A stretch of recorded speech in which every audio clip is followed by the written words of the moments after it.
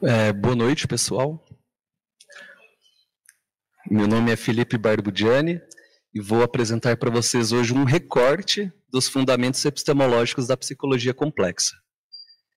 Como o Carlos pontuou, a psicologia complexa ela é uma categoria diferente, por assim dizer, do que o Jung chamava de ciência psicológica geral, que é diferente da psicologia analítica enquanto o aspecto prático ou clínico, né? Então, em 1935, se eu não me engano, a Toni Wolff que sugeriu que o Jung nomeasse a tua psicologia geral de psicologia complexa, que nós podemos entender como sendo os aspectos teóricos ou os aspectos gerais da psique, né? Então, por exemplo, só para vocês terem uma ideia, quando o Jung está falando do arquétipo, ele não está falando de um indivíduo, ele está falando de uma regularidade de uma imagem que ele chama de tal nome, por exemplo, de arquétipo, mas esse arquétipo não existe na realidade, porque é um conceito geral, que é diferente de como se apresenta na particularidade, né? E se vocês já leram A Prática da Psicoterapia, no parágrafo 1 do primeiro capítulo, o Jung afirma que o paradoxo fundamental da psicologia é: o individual não importa perante o genérico, e o genérico não importa perante o individual. Isso significa considerar a importância de fazer essa diferenciação entre psicologia complexa e psicologia analítica, né? Naturalmente, uma retroalimenta a outra, porque a psicologia analítica fornece o material empírico, e a psicologia complexa, então, trata desse material empírico nos seus aspectos mais gerais, né? O sumário da apresentação, naturalmente que eu não vou trabalhar tudo isso, né? Quando eu montei, eu pensei em trazer um pouco do meu tema de pesquisa, que eu estou chamando de eixo James Bergson Nietzsche na psicologia complexa. Mas não vai ter como, eu vou ficar só com o pragmatismo do James, que já é um tanto de coisa assim, e que, ao meu ver, como que eu posso dizer, traz os aspectos para a compreensão correta de como Jung de fato produziu a sua ciência psicológica, né? Para quem não sabe, o William James, ele geralmente é conhecido como funcionalista e tal, mas ele era um dos grandes pensadores, juntamente com Theodore Flournoy, que pensou como fazer uma psicologia científica geral. Tanto é que nessa época, o próprio William James já estudava o fenômeno da mediunidade, assim como Pierre Janet, Theodore Flournoy, e nesse campo se insere o Jung também. Então o Jung não estava fazendo uma coisa à parte do que estava sendo feito historicamente, né? O Jung estava acompanhando uma determinada corrente de pensamento do seu tempo. E o que eu acho que vai ser importante aqui é definir o que o Jung chama do esse em anima, que vai ser a proposição epistemológica, ou que muitas vezes o Jung chama de realidade psíquica também, né? Então, como que nós podemos entender o que significa epistemologia? Epistemologia vem do grego, de episteme, conhecimento ou compreensão, e logos, razão, discurso ou argumento. Então, pode ser um discurso compreensivo, o Platão chamava de conhecimento verdadeiro, que seria diferente da opinião. Cada filósofo vai propor uma epistemologia de acordo com o seu próprio projeto filosófico, né? E Kant, daí, ele vai propor como condições de possibilidade do entendimento humano. Eu gosto de pensar a epistemologia como natureza do conhecimento. Alguns traduzem também como teoria do conhecimento, mas eu prefiro a natureza do conhecimento. Ou seja, de onde surge o conhecimento? Da matéria, do espírito, das ideias, etc, etc, né? Qual é a natureza do conhecimento? No primeiro e no segundo parágrafo do A Crítica da Razão Pura, o Kant fala o seguinte. Na verdade, isso aqui é a primeira frase do livro, né? Não há dúvida de que todo o nosso conhecimento começa com a experiência. Todo conhecimento começa com ela. Mas, embora todo o nosso conhecimento comece com a experiência, nem por isso todo ele se origina justamente da experiência. Então, para quem estuda Jung, vai entender que sem experiência não tem conhecimento. Porque o Jung, de fato, ele vai se fundamentar epistemologicamente em Kant, né? Qual que é a questão que o Kant está... O Kant, a filosofia é o seguinte, é uma construção coletiva de pensamento em que um filósofo vai criticando o outro, né? E isso vai gerando uma série de avanços no conhecimento. O Kant, ele pega o pensamento do Hume, que estava falando assim, olha, Aristóteles propôs uma causalidade. Essa causalidade, ela é necessária. Se alguma coisa não dá certo nessa causalidade, existe algum erro. E ela não é e como ela não pode ser necessária, ou seja, absoluta, existe alguma coisa que impede chamar isso de uma causalidade absoluta. Então é muito mais uma probabilidade do que propriamente uma necessidade. E aí, tanto que o Kant vai dizer, o Hume me despertou do sonho dogmático. Mas o que o Hume não fez, o Kant fez, que foi propor as categorias a priori, as categorias da razão, que seriam os conhecimentos a priori. Então, eu vou tentar dizer de uma forma mais simples e breve possível. O Kant vai dizer o seguinte, onde que está a causalidade? Está no mundo? Primeiro, não sabemos, porque nós temos o sujeito enquanto condição do conhecimento. O que o Kant vai propor é que a causalidade não é uma coisa que está na experiência sensível, mas é uma categoria humana de organizar os fenômenos e as particularidades.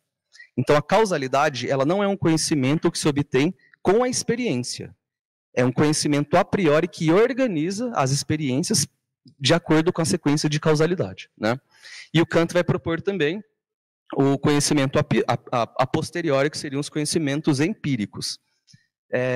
Para quem aqui já conhece o Jung, vai entender que existe aqui, então, uma certa relação entre arquétipo, enquanto uma categoria da fantasia, e o conhecimento que se obtém através da estruturação dessas fantasias típicas, né? Um ponto que é importante, que o Kant coloca, o Kant se chamava um idealista transcendental, né? Ele diz o seguinte, o idealista transcendental pode ser um realista empírico, e, portanto, como chamam um dualista. Isto é, admitir a existência da matéria como fenômeno, sem sair da simples consciência de si próprio, nem admitir algo mais do que a certeza das representações em mim, por conseguinte, nada mais do que o cogito ergo sum. Ou seja, o Kant está afirmando assim, a matéria existe? Existe, mas como fenômeno. O que a matéria é em si, eu não sei, porque nós temos uma representação da matéria. Né? A própria cor das coisas não está nas coisas, né? Está muito mais numa certa interpretação fisiológica, etc., que nós vemos dos fenômenos. E a mesma coisa o Kant vai afirmar acerca dos fenômenos ditos espirituais, etc., né, do pensamento, nesse sentido. Ou seja, aqui o Kant está fazendo uma filosofia crítica, que não é afirmar como as coisas são em si, mas como nós percebemos essas coisas enquanto fenômenos. E aí surge a diferenciação que Kant faz entre númena e fenômeno. Né? E como que esse dualismo aparece em Jung?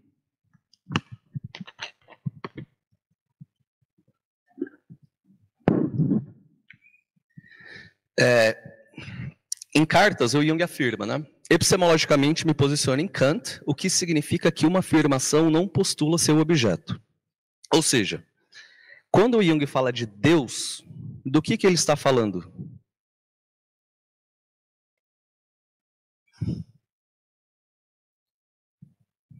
Do fenômeno de Deus, né? Como seres humanos entendem o fenômeno de Deus, e não o Deus em si, né? Ou seja, a afirmação não postula o seu objeto. Então, por exemplo, o Jung, no Tipos Psicológicos, diz, do ponto de vista psicológico, Deus pode ser definido como dinheiro, sexo, amor, poder, etc. Por quê? Porque é uma ideia que envolve o sujeito como um todo. A pessoa que tem a orientação por essa totalidade tem como orientação uma espécie de conceito que nós poderíamos chamar de Deus. Mas isso não significa postular o seu objeto. Ou seja, quando o Jung fala da matéria do instinto, ele não está falando do instinto em si. Ele está falando do que nós podemos chamar de ação instintiva. Quando o Jung está falando do espírito, ele não está falando do espírito em si, mas ele está falando de um nome que nós utilizamos para falar dos fenômenos ditos espirituais, os fenômenos religiosos, etc., né? E aí, o Jung, ele então vai fazer uma diferença do seu ponto de vista epistemológico com o ponto de vista de Freud e Adler. O Jung afirma: até onde posso julgar meu próprio ponto de vista, acho que ele difere das psicologias acima referidas pelo fato de não ser monista, mas é ao menos dualista, na medida em que se baseia no princípio dos opostos, ou mesmo pluralista, na medida em que reconhece uma multiplicidade relativamente autônoma de complexos psíquicos. Então, o Jung está o tempo inteiro falando dos opostos, né? Por quê? Porque o Jung utiliza o princípio dos opostos como uma ferramenta heurística para compreender os fenômenos. O que é uma ferramenta heurística? É uma ferramenta para se conhecer os fenômenos. Isso significa que o mundo se baseia no princípio dos opostos? Do ponto de vista kantiano, que o Jung se coloca, é impossível afirmar. Agora, como nós podemos perceber o mundo como uma guerra de opostos? Sim. E aqui entra a grande diferenciação, ou melhor dizendo, aqui entra os opostos, por exemplo, que o Jung vai tratar, por exemplo, instinto e arquétipo, introversão, extroversão, etc., né? E esse ponto de vista pluralista é um ponto de vista eminentemente do pragmatismo de James, né?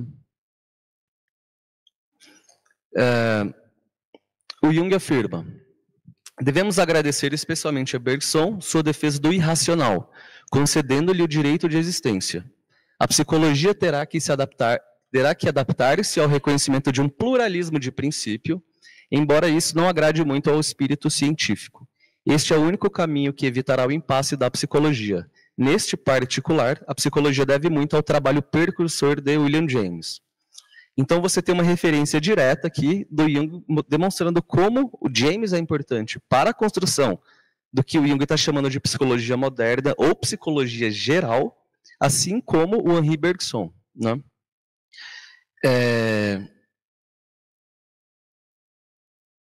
Eu tenho uma certa hipótese de que a psicologia analítica, ali em 1914, começa com o pragmatismo. Mas isso eu só vou jogar no ar para vocês, né?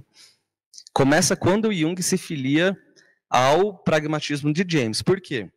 Tanto que nos protocolos originais de Memórias, Sonhos e Reflexões, que esse que vai sair agora, né? Não o que está publicado. Logo após o capítulo de Freud, tem um capítulo dedicado a Flor Noir e William James, e o Jung afirma: James me propiciou ferramentas metodológicas para produzir uma psicologia que não fosse neurótica, ou seja, uma psicologia que não fosse unilateral, né? O Jung afirma: não duvido que os instintos naturais se desdobrem grandemente no campo psíquico, quer seja o eros, quer a vontade de poder. Ou seja, tanto o instinto da psicanálise, quanto o princípio da psicologia individual de Adler, né? Não duvido também que... só uma coisa que eu esqueci de falar, né? O que seria monismo nesse sentido? O monismo seria partir de um único princípio explicativo. Ou seja, a psicanálise de Freud parte da sexualidade e vai explicar todo o resto dos fenômenos através da sexualidade, né? É por isso que a coisa sempre retorna à sexualidade, porque é o primeiro motor. Do ponto de vista de Adler, ele vai partir sempre do poder. Ou seja, é monista no sentido de que leva em consideração somente um princípio explicativo. E o Jung, como vocês sabem, vai afirmar: poder e amor formam um par de opostos, né? Nesse sentido que ele é um dualista metodológico. Não confundam com o dualismo cartesiano, né? Então, retornando aqui, não duvido que eros e vontade de poder, eros aqui... O Jung utilizava eros, né? Não utilizava muito o termo sexualidade propriamente dito. Não duvido que eles entrem em colisão com o espírito. Não sei o que é o espírito em si. Da mesma forma, não sei o que são instintos. Não posso explicá-los como se um fosse equívoco do outro. Não é nem o equívoco que a Terra só tem uma lua. Na natureza não há equívocos. Estes só existem no campo daquilo que o homem chama inteligência. Instinto e espírito estão além da minha inteligência. São conceitos que consideramos desconhecidos, mas que são tremendamente operantes. Ou seja, vocês percebem, então, a influência de Kant, né? Não sei o que é o espírito em si, não sei o que é o instinto em si. Mas se eu explico o instinto através... Se eu explico o espírito através do instinto, eu estou anulando esse fenômeno ou tornando ele como um epifenômeno, e vice-versa, né? Então, nesse sentido, o Jung mantém esse dualismo metodológico, e aqui você tem claramente uma alusão a Bergson, que é os fatores irracionais. Por que existe uma ânima, um ânimos, etc, etc? O Jung vai afirmar, são fatores irracionais, não são elaborações do intelecto. São fatores que existem, assim como o fato da água entrar em... evaporar a partir dos 100 graus Celsius ou alguma coisa assim, e o fato da lua e da Terra ter só uma lua. Por que não tem duas? É um fato irracional, né? E aqui vocês podem perceber uma alusão ao critério de verdade pragmático, que são tremendamente operantes. Agora eu quero que vocês comparem por vocês mesmos e que vocês cheguem na própria conclusão de vocês se isso aqui não está muito próximo do que o James falou, o que o Jung falou ali acima, né? William James escreveu um livro chamado As Variedades da Experiência Religiosa. Ele faz um estudo psicológico das experiências religiosas, as variedades, logo, existe uma pluralidade de experiências religiosas, utilizando critérios pragmáticos, né? E aí, em dado momento, James define todas as nossas atitudes morais, práticas ou emocionais, bem como religiosas, devem-se aos objetos da nossa consciência. As coisas que acreditamos existirem, sejam real, ou seja, concretamente, né, sejam idealmente, como ideias, junto de nós. Tais objetos podem estar presentes aos nossos sentidos ou podem estar presentes apenas ao nosso pensamento. Em qualquer um desses casos, eles provocam em nós uma reação. E a reação produzida por coisas do pensamento notoriamente, em muitos casos, tão forte quanto a produzida por presenças sensíveis. Pode ser até que seja mais forte. Ou seja, o pensamento é real por quê? Porque ele produz um efeito na psique da pessoa. E aí tem o Jung ele ilustra isso de uma forma muito interessante. Ele diz assim, o fogo existe? Nós não sabemos o que é o fogo em si, né? Nós vemos o fogo, temos a imagem do fogo, mas aí a gente pode tocar o fogo, e a gente vai se queimar com o fogo, né? Tá, então ele existe. Eu não sei exatamente o que o fogo é em si, mas eu sei que eu me queimo. Agora, quando uma pessoa começa a se sentir perseguida por espíritos, e isso produz efeitos psicológicos nessa pessoa, por que nós devemos desconfiar da existência do espírito? Do ponto de vista pragmático, se isso produz um efeito psíquico na pessoa, é verdadeiro. Não importa se é algo material ou rotulado como espiritual, né? Então é nesse sentido que o James vai validar as experiências religiosas. O que, por sua vez, é uma experiência do inconsciente. Nós podemos chamar assim, né? Tá.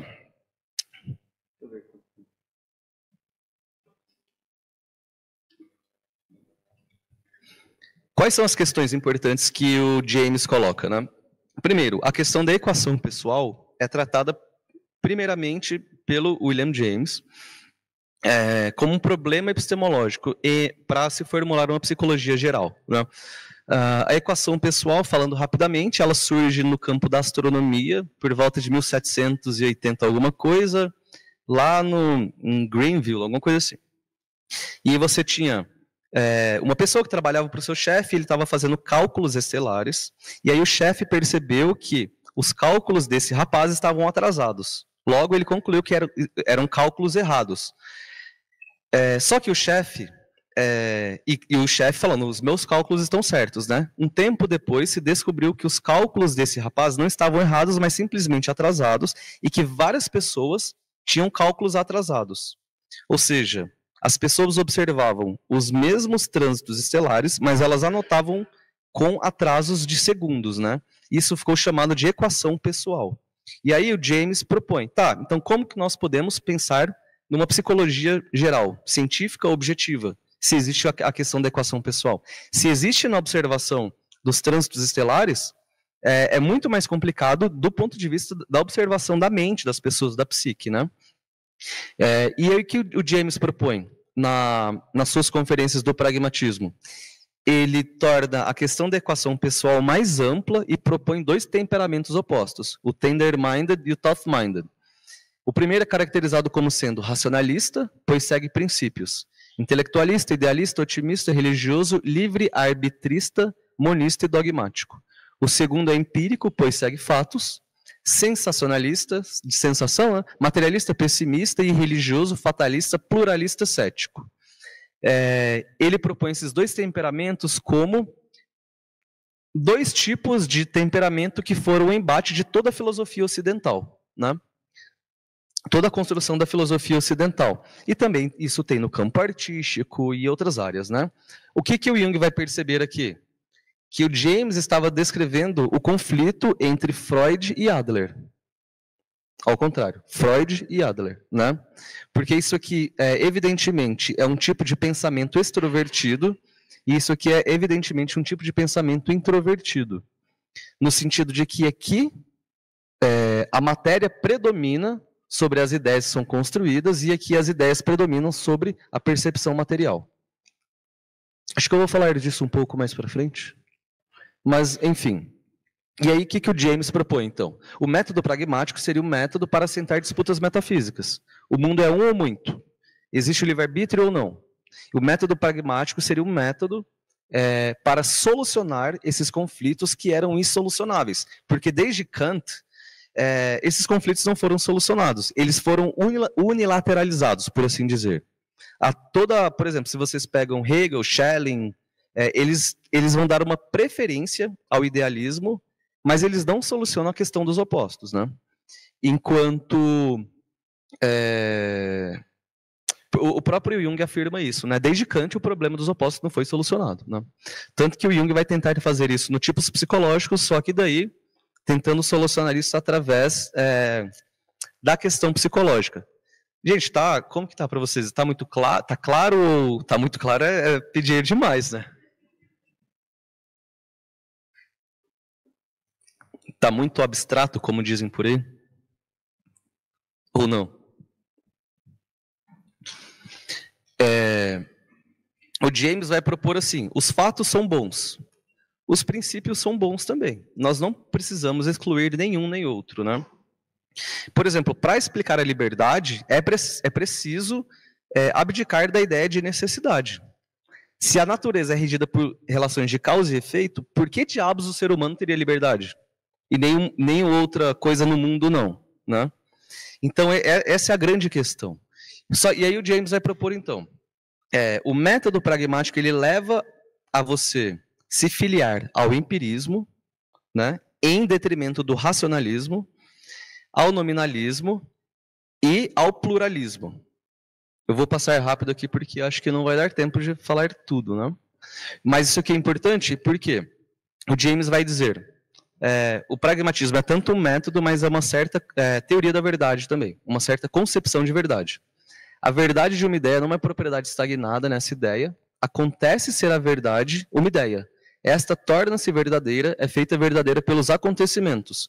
Sua verdade é, de fato, um evento, um processo. O processo, a saber, de verificar-se, sua verificação. Sua validade é o processo de sua validação. Um ponto que eu acho que é bem interessante para perceber isso é na própria vida do James, né? Ele, durante um momento, entrou em um certo estado depressivo. E ele não considerava a existência do livre-arbítrio. Então, depois de uma série de reflexões, o James considerou a possibilidade do livre-arbítrio ser algo verdadeiro. E isso produziu um efeito nele. E esse efeito que foi produzido nele lhe retirou do estado de depressão. Então, o livre-arbítrio, ele é verdadeiro ou não? Depende. No caso do James, ele se tornou verdadeiro, porque produziu efeitos, né? Então, a verdade não é uma coisa estagnada. A verdade, as ideias não são verdadeiras por si. elas se tornam verdadeiras. Essa é a concepção de verdade instrumental do pragmatismo. E aí, o Jung vai entender que o que James propõe nas conferências do pragmatismo se torna uma espécie de modelo para o Jung lidar com a querela da psicanálise e da psicologia individual, do conflito entre Freud e Adler, né? Tanto que daí o Jung vai pensar o tender-minded, eu nem falei a tradução, né?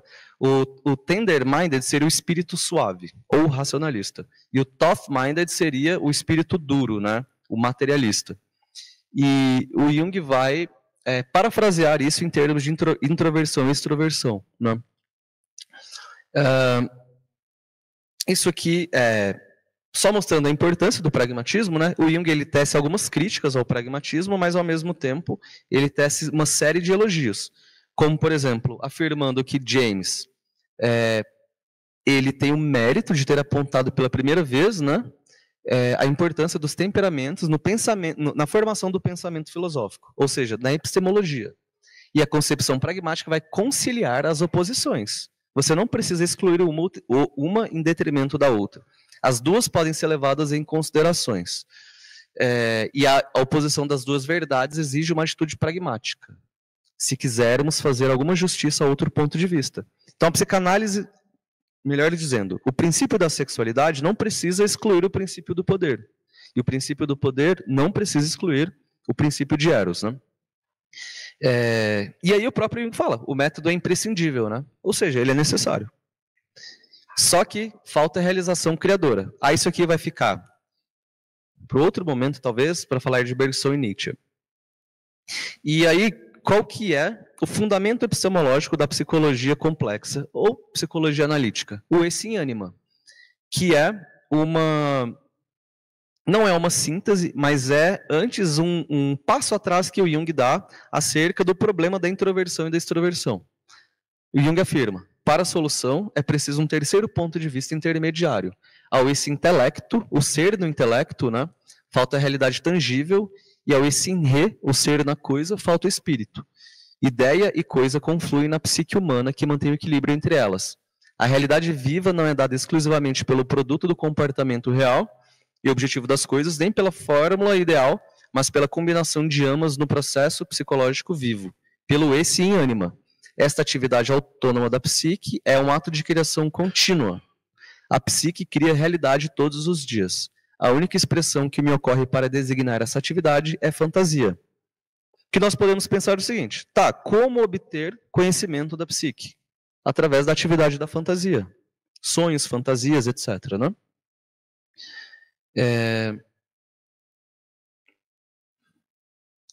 Na obra As Variedades da Experiência Religiosa, o James propõe o juízo existencial e o juízo espiritual.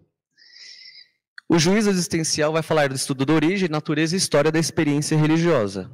E o juízo espiritual vai avaliar o sentimento, o impulso subjetivo e o valor da experiência. Eu vou trazer o exemplo da conversão de Saulo em Paulo, que isso fica muito claro, né? O James fala assim... deixa para o final, não consigo responder no meio da apresentação.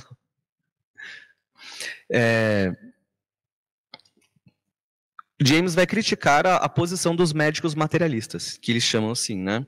Como se os fenômenos espirituais, as experiências religiosas, fossem epifenômenos do corpo, né?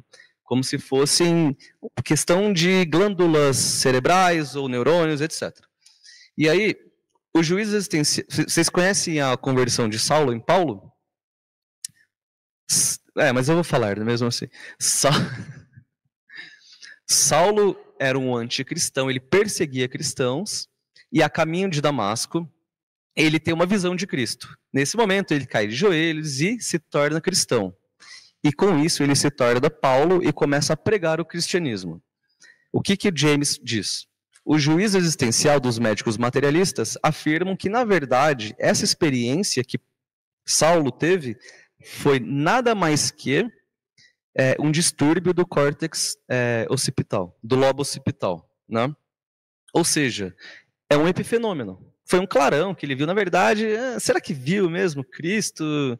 Será que não era só um negócio, assim? Será que ele não inventou?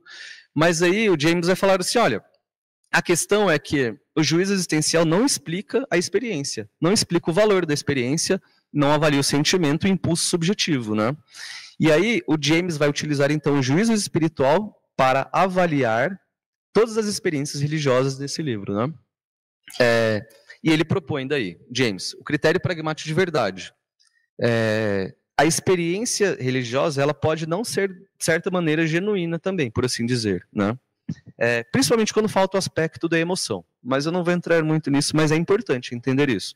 O aspecto emocional ou luminoso que o Jung vai te tirar lá do Rudolf Otto entra nessa questão, né? Inclusive, o Rudolf Otto comenta sobre esse estudo do James, elogia e tudo mais.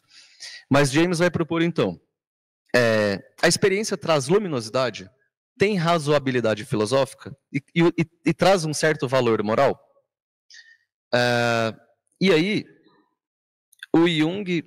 E aí, qual que é a questão aqui? É tentar entender de que maneira essas concepções do pragmatismo de James influenciam a epistemologia e o método de Jung. O próprio Jung, em uma carta de 1917, a Sabina Spielrein manda para o Jung e diz, olha, qual a interpretação justa? Ela escreve uma série de fantasias perguntando, né? O Jung afirma, a interpretação correta, analítica ou construtiva, né? Aí ele referencia aqui o Conteúdo da Psicose, segunda edição, que ele publica em 1914, de um símbolo é aquela que revela o maior valor para a nossa vida, uma visão pragmática. Ou seja, o próprio Jung afirma isso. Não sou eu que estou propondo isso. O próprio Jung afirmou que a interpretação correta parte de uma visão pragmática, né? Aí, só para vocês entenderem como que isso aparece na obra do Jung. Nesse texto, a interpretação psicológica dos processos patológicos que aparece nessa segunda edição do Conteúdo da Psicose, o Jung traz o exemplo diferenciando o método sintético construtivo do método analítico redutivo, né?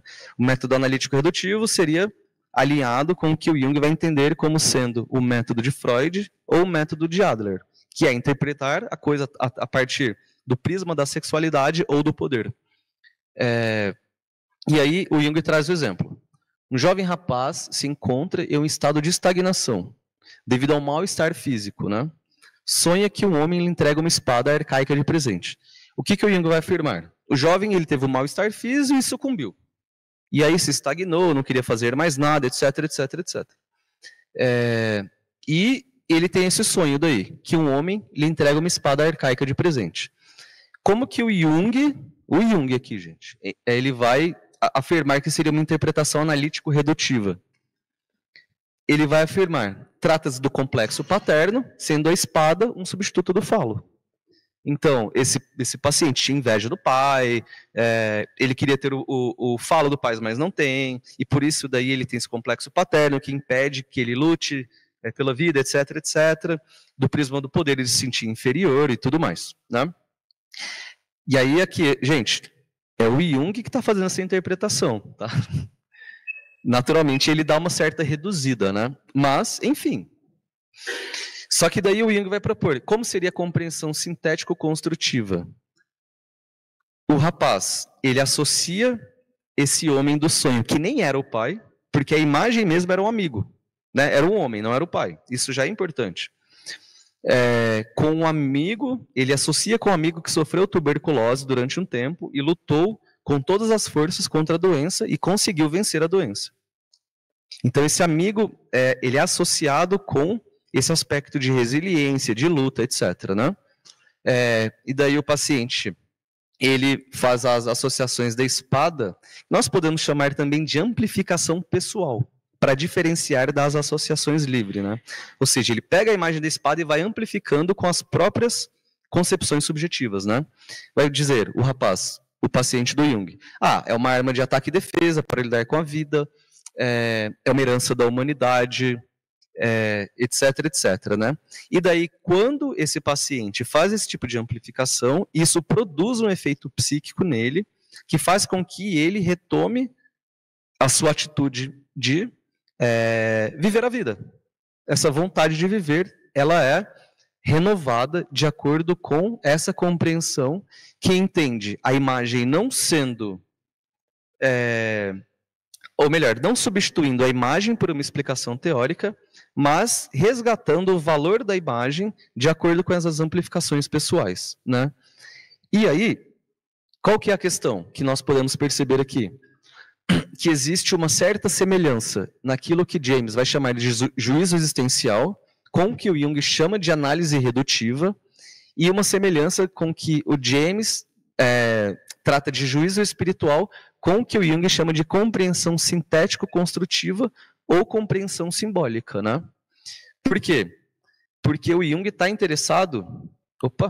O Jung está interessado no valor das imagens. O valor não é só um valor estético, né? Mas o valor no sentido do valor energético mesmo. O valor enquanto algo que deveria estar consciente se torna inconsciente. Então, resgatar esse valor significa resgatar a libido para a consciência, né? Ou seja, e aí o que eu proponho daí é que o critério de verdade pode ser parafraseado como sendo um julgamento de valor que traz à consciência uma atitude psíquica renovada e filosoficamente aplicável à vida prática. Então, nesse sentido, nós podemos afirmar que o critério de verdade da psicologia analítica é um critério pragmático. E é isso. Tem muito mais coisas para falar. Tentei resumir bastante aqui, mas é isso.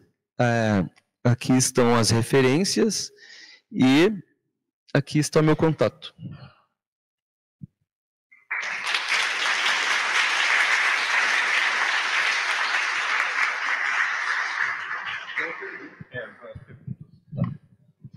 Gente, agora as perguntas, se vocês quiserem fazer, a gente vai pegar algumas perguntas no chat, tá bom? Felipe, para responder tem que ficar ali nas câmeras ali. Clica em cima da pergunta. Aí. Felipe, a Miane, ela pegou o gancho quando você estava falando. Eu vou ler o que ela escreveu aqui, tá? Peguei o gancho de quando ele fala que não se exclui a teoria de Freud baseada na sexualidade e nem a de Adler, baseada no poder. Minha percepção é de que ele acaba integrando as duas ao invés de excluí-las. E aí, na hora que você estava falando, ela perguntou se é como se tudo se somasse, se integrando.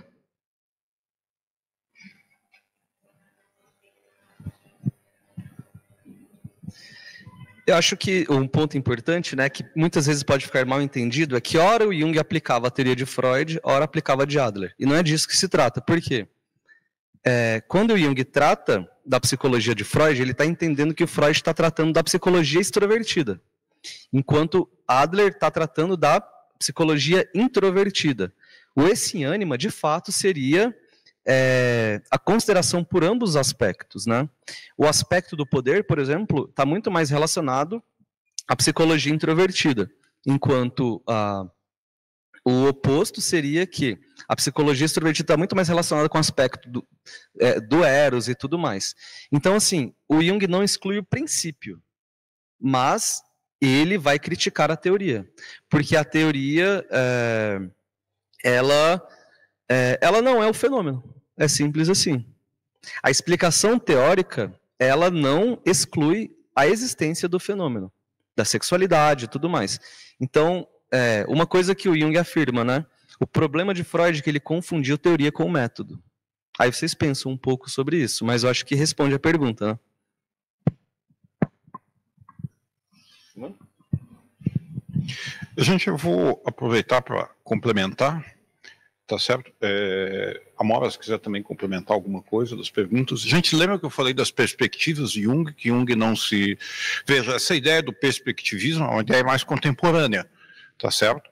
O Felipe pegou bem nos textos do Jung da época do Jung, as referências epistemológicas no próprio Jung. Eu estou fazendo uma interpretação um pouco mais contemporânea. Significa o quê, gente?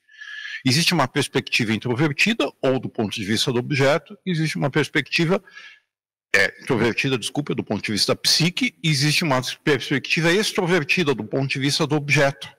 Elas não se excluem.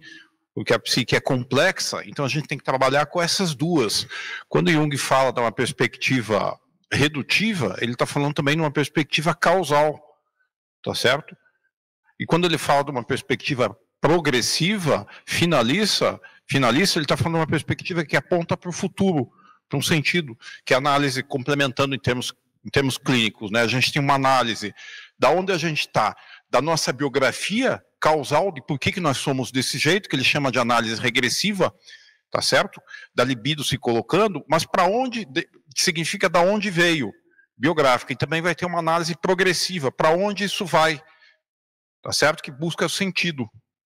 Tá? O Jung inclui, de certa forma, no pensamento a ideia de causa final, que se colocava, pelo menos no pensamento da psique.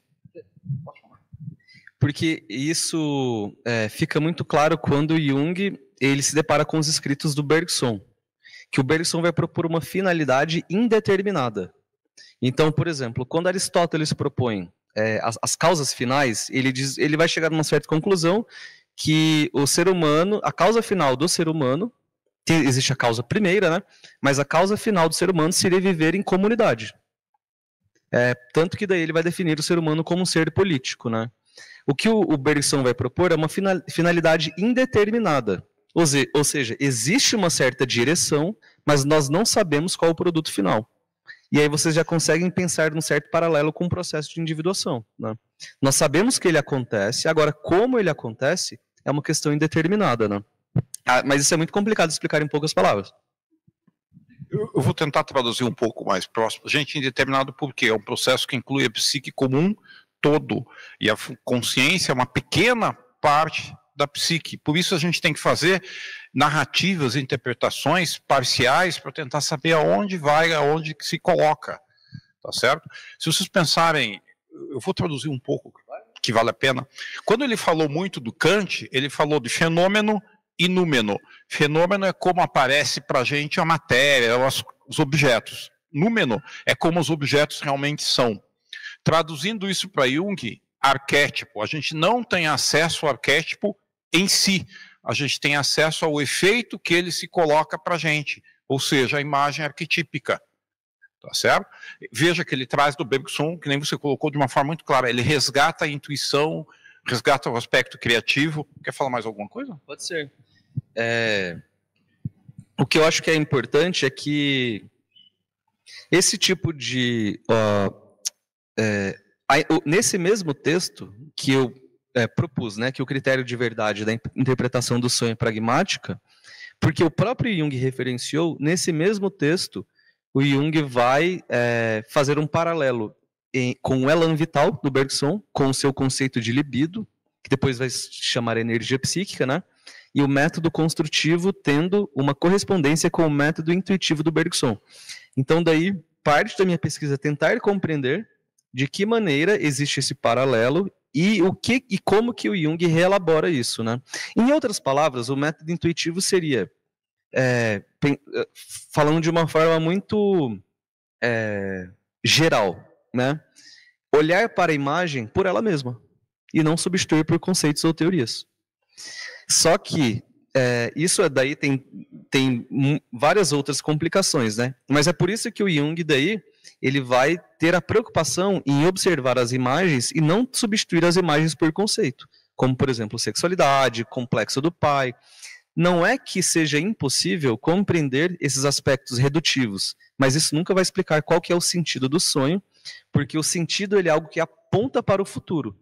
Ele é algo que se apresenta no passado, pode trazer elementos, se apresenta no presente, pode trazer elementos do passado, mas é algo que aponta para o futuro. E aí, nesse sentido, o Bergson vai propor também uma certa maturação do organismo, de um ponto de vista mais biológico. E o Jung vai pensar isso do ponto de vista psicológico, que em última análise significa o processo de individuação. E aí ele vai para onde? Para tentar compreender de que maneira isso acontece, lá no Nietzsche, né? Gente, lembre-se, o Jung é um pensador de problemas e não de sistemas. A coerência que ele possui não há uma coerência epistemológica, tá certo? A coerência dele, qual que ele quer? A coerência com a experiência e com a vivência psíquica.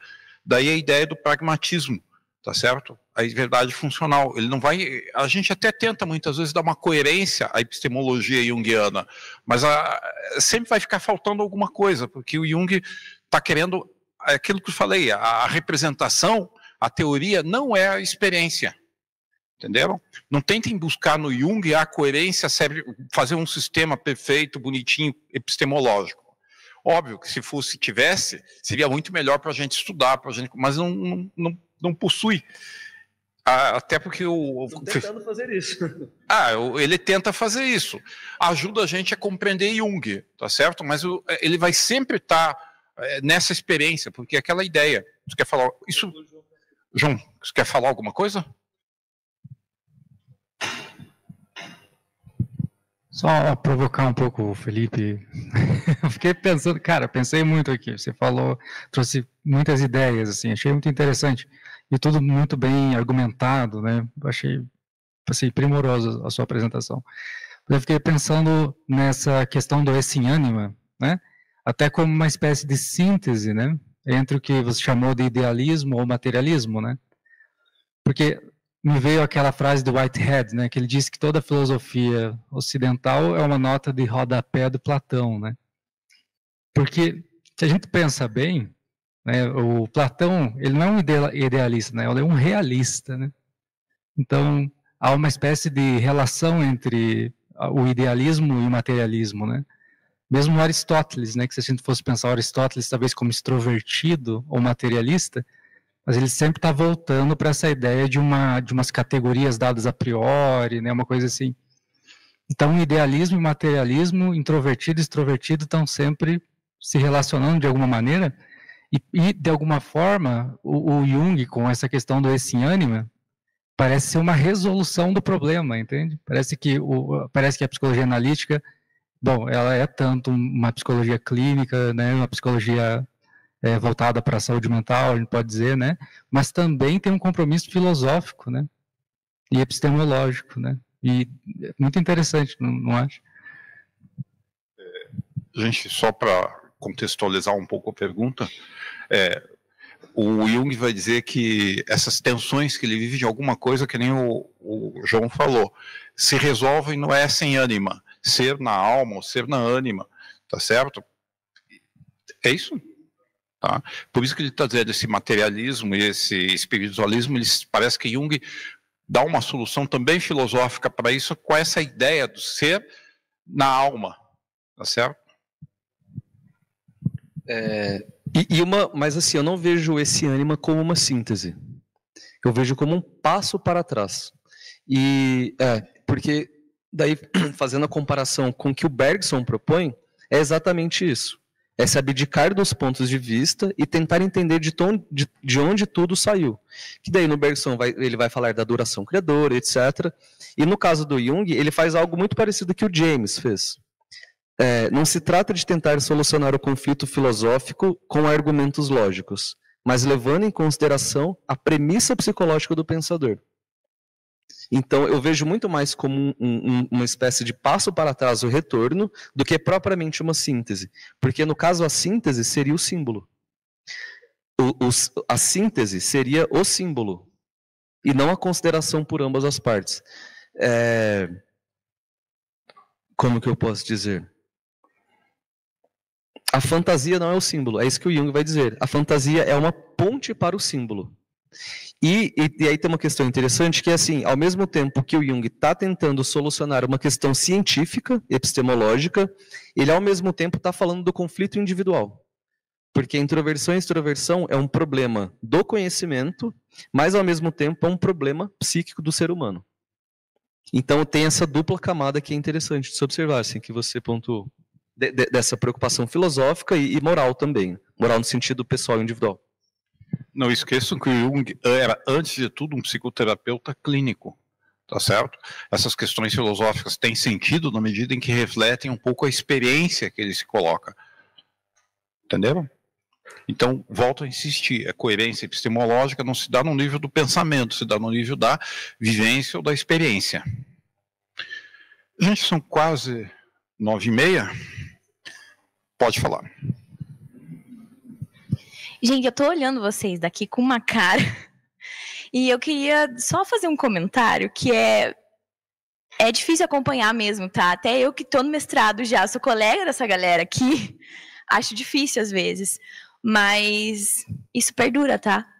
Então, é no meio dessas coisas que a gente não entende muito bem que em algum momento a gente acha a luzinha e fica um pouco mais claro. Eu já tive mais dificuldade de me conectar com essas pessoas que estão falando aqui, e hoje é um pouquinho mais fácil, tá? Não é tudo que eu entendo. Então, assim, tenham calma e persistência, tá? Jung nunca fica 100% claro. E, às vezes, quando vocês estão lendo, parece essa conversa aqui, tá? Mas fiquem tranquilos, tá? Um momento, tem algumas coisinhas que vocês pegam e é essa luzinha que vocês têm que deixar acesa, assim. Então, só porque eu tô vendo a cara de vocês, de tipo, eu vou desistir disso, não desistam, tá? Gente, a apresentação do Felipe não foi do nível inicial, entendeu? Não era iniciando Jung. Felipe tentou, mas... E a pergunta do João também no nível iniciando Jung, tá certo? É iniciando Jung doutorado, mais ou menos. Tá? Mas, de qualquer forma, essas questões são importantes, por quê? Porque muitas vezes elas pegam algumas questões fundamentais do Jung, que muitas vezes, se você não tiver você não pega. Por exemplo, essas tensões que a gente vive, materialismo e espiritualismo, mente e corpo, dentro, fora, subjetividade, na realidade são vivências, tá certo? São opostos que a gente pensa do ponto de vista filosófico, do ponto de vista científico, porém é também uma vivência nossa. O que é nosso, pessoal, o que é coletivo? O que é nosso material do nosso corpo e o que é nosso espírito? Entende? E aí a gente sempre tem que lembrar que como o Jung resolve isso daí pelas tensões, pelo diálogo entre o ego e o self, entre o ego e o inconsciente, são sempre resoluções parciais referentes àquele momento que se coloca. E sempre é uma resolução vivencial a partir do símbolo. Claro? Por isso é uma ideia do pragmatismo, não é um pragmatismo epistemológico. Jung encontrou, você me confirma, no pragmatismo do William James, uma forma de representar aquilo que ele vivenciava na experiência. Como eu vou fazer como eu vou justificar isso que eu estou escrevendo? Como eu vou justificar esses conceitos? Como eu vou justificar um conceito que eu sei que é parcial? Se eu for para Kant, está muito estruturadinho. Se eu for para não sei quem, é o de outro jeito. E quando ele ouve, e quando ele pega William James, ele percebe exatamente o fundamento para ele poder se colocar. Quer falar? Só para finalizar assim, qual que é a questão que o James propõe?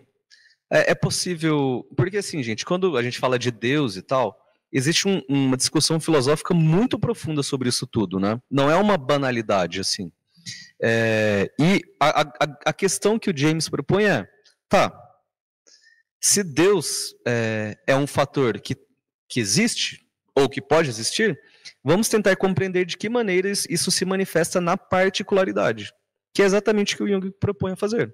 Ele não está preocupado na argumentação lógica, ontológica de Deus, ele está preocupado com a experiência psicológica, porque ele percebe isso como uma necessidade dos tempos modernos em que as religiões perderam sua eficácia e as pessoas ficaram desorientadas, né? Então a questão do pragmatismo é sempre pensar, porque tem um aspecto epistemológico, mas tem uma aplicação prática muito clara, né? Que é tentar compreender, fugir do debate das palavras e partir para o debate dos efeitos psíquicos que as proposições têm, né? E aí o pragmatismo, ele não é algo exclusivo da filosofia, ele pode servir à psicologia, pode servir à biologia. O pragmatismo, ele abre um campo muito amplo para se fazer uma série de investigações e também na psicologia, né? Então é isso.